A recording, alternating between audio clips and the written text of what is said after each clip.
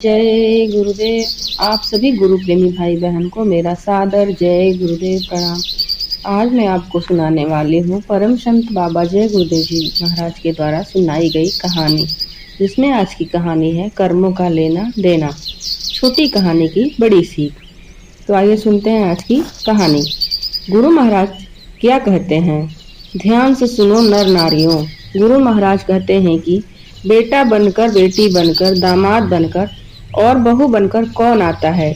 किसका तुम्हारे साथ कर्मों का लेना देना होता है? लेना देना नहीं होगा तो नहीं आएगा। एक फौजी था, उसके माँ नहीं, बाप नहीं, शादी नहीं, बच्चे नहीं, भाई नहीं, बहन नहीं, अकेला ही कमा कमा के फौज में जमा करता जा रहा था। तो थोड़े दिन में एक सेठ जी फौज में माल सप्लाई करते थे, उनका परिचय हो गया। सेठ जी ने कहा कि जो तुम्हारे पास पैसा है वो उतने के उतने ही पड़ा है, तुम मुझे दे दो तो मैं कारोबार में लगा दूं और पैसे से पैसा बढ़ जाएगा, इसलिए तुम दे दो। फौजी ने सेठ जी को पैसा दे दिया। सेठ जी ने कारोबार में पैसा लगा दिया। कारोबार उनका चमक गया, खूब कमाई होने लगी, कारोबार बढ़ गया। थोड़े ही दिन में लड़ाई लग गई। लड़ाई में फौजी घोड़ी पर चढ़कर लड़ने गया। घोड़ी इतनी बदतमीज थी कि जितनी जोर जोर से लगाम खींचे उतनी ही तेज भागे। खींचते खींचते उसके गलफर तक कट गए, लेकिन वो दौड़कर दुश्मनों के गोल में जाकर खड़ी हो गई। दुश्मनों ने वार किया, फौजी भी मर गया, घोड़ी भी मर गई। अब सेठ जी को मालूम हुआ कि फौजी मर गया तो सेठ जी बहुत खुश हुए कि उनका कोई वारिस तो है नहीं, अब ये पैसा किसको देना है। अब मेरे पास पैसा भी हो गया, कारोबार भी चमक गया, लेने वाला भी नहीं रहा। तो सेठ जी बहुत खुश हुए। तब तक कुछ ही दिन के बाद सेठ जी के घर में लड़का पैदा हो गया। अब सेठ जी और खुश कि भगवान की बड़ी दया, खूब पैसा भी हो गया, कारोबार भी बढ़ गया, लड़का भी हो गया, लेने वाला भी मर गया। सेठ जी बहुत खुश। तब तक वो लड़का होशियार था, पढ़ने में समझदार था। सेठ जी ने उसे पढ़ाया लिखाया। जब वो पढ़ लिख कर बड़ा हो गया तो सोचा कि अब ये कारोबार संभाल लेगा, चलो अब इसकी शादी कर दे। शादी करते ही घर में आ गई बहुरानी, दुल्हन आ गई। अब उसने सोचा कि चलो बच्चे की शादी हो गई, अब कारोबार संभालेगा। लेकिन कुछ दिन में बच्चे की तबीयत खराब हो गई। अब सेठ जी डॉक्टर के पास, हकीम के पास, वैद्य के पास दौड़ रहे हैं। वैद्य जी को दे रहे हैं, दवा खिला रहे हैं और दवा असर नहीं कर रही है। बीमारी बढ़ती ही जा रही है, पैसा बर्बाद हो रहा है और बीमारी बढ़ती जा रही है। रोग घट नहीं रहा है, पैसा खूब लग रहा है। अब अंत में डॉक्टर ने कह दिया कि ला इलाज मर्ज हो गया है, इसको अब असाध्य रोग हो गया है, ये बच्चा 2 दिन में मर जाएगा। डॉक्टर ने जवाब देते हुए सेठ जी से बोले। सेठ जी निराश होकर बच्चे को लेकर रोते हुए आ रहे थे। रास्ते में एक आदमी मिला, कहा, अरे सेठ जी क्या हुआ, बहुत दुखी लग रहे हो। सेठ जी ने कहा, ये बच्चा जवान था, हमने सोचा बुढ़ापे में मदद करेगा, अब ये बीमार हो गया। शादी होते ही हमने इसके लिए खूब पैसा लगा दिया, जिसने जितना मांगा उतना दिया, लेकिन आज डॉक्टरों ने जवाब दे दिया, अब ये बचेगा नहीं, असाध्य रोग हो गया, लाइलाज मर्ज हो गई, अब ले जाओ घर, 2 दिन में मर जाएगा।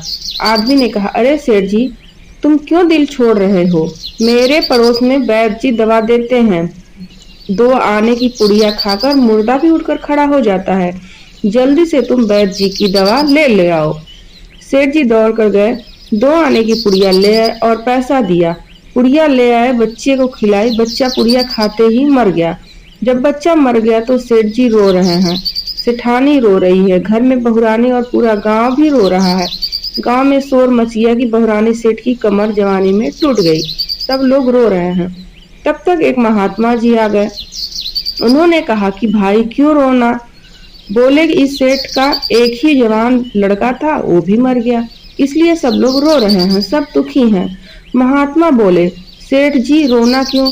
बोले, महाराज जिसका जवान बेटा मर जाए वो रोएगा नहीं तो क्या करेगा। बोले, आपको क्यों रोना। बोले, मेरा बेटा मरा तो और किसको रोना। कहने लगे, और उस दिन तो आप बड़े खुश थे। बोले, किस दिन।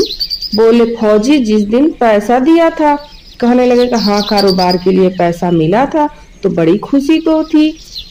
बोले कि हाँ, उस दिन आपकी खुशी का ठिकाना ही नहीं था, बोले कि किस दिन? अरे जिस दिन फौजी मर गया, सोचा कि अब पैसा नहीं देना पड़ेगा, माल बहुत हो गया, कारोबार खूब चमक गया, अब देना भी नहीं पड़ेगा और बहुत खुश थे। बोले हाँ महाराज, खुश तो था। बोले उस दिन तो आपकी खुशी का ठिकाना ही नहीं था, पता नहीं कितनी मिठाइयां बट गई। बोले किस दिन? अरे जिस दिन लड़का पैदा हुआ था। बोले महाराज लड़का पैदा होता है तो सब खुश होते हैं, मैं भी खुश हो गया, इसमें क्या बात है? कहने लगे उस दिन तो खुशी से आपके पैर जमीन पे नहीं पड़ता था। बोले किस दिन? अरे जिस दिन बेटा ब्याहने जा रहे थे। कहने लगे महाराज बेटा ब्याहने जाता है तो हर आदमी खुश होता है, तो मैं भी खुश हो गया। तो जब इतनी बार खुश हुए तो जरा सी बात के लिए क्यों रो रहे हो? महाराज ये जरा सी बात है, बेटा जवान मर गया, जरा सी बात है। कहने लगे अरे सेठ जी, ये वही फौजी पैसा लेने के लिए बेटा बनकर आ गया, पढ़ने के में, लिखने में, खाने में, पहनने में और श्रृंगार शौक में जितना लगाना था लगाया, शादी ब्याह में सब लग गया और ब्याज दर ब्याज डॉक्टरों को लगातार दिलवाता गया। अब जब 2 आने पैसे बच गए थे वो भी पैर जी को दिलवा दिए और पुड़िया खाकर चल दिया। जब कर्मों का लेना देना पूरा हुआ तो वो चला गया। सेठ जी ने कहा हमारे साथ तो कर्मों का लेना देना था, चलो हमारे साथ जो हुआ सो हुआ, लेकिन वो जवान बहुरानी घर में है, जवानी में उसको धोखा देकर विधवा बनाकर चला गया, उसका क्या जुर्म था? उसने कहा 7 ऐसा गुनाह किया। महात्मा बोले ये वही घोड़ी है जिसने जवानी में उसको धोखा दिया, इससे भी जवानी में उसको धोखा दे दिया। ये नर नारियों, अगर तुम सत्संग सुनोगे तो तुमको इनके रोने वाले नहीं और ये तुम्हारे लिए रोने वाले नहीं, लेकिन सत्संग न सुनने से, विवेक न होने से तुम इनके लिए रोते हो, ये तुम्हारे लिए रोते हैं। जब तुम्हारे साथ कर्मों का लेना देना है, कर्मों का लेन देन पूरा हुआ, चला गया और रोना किस लिए? जय गुरुदेव।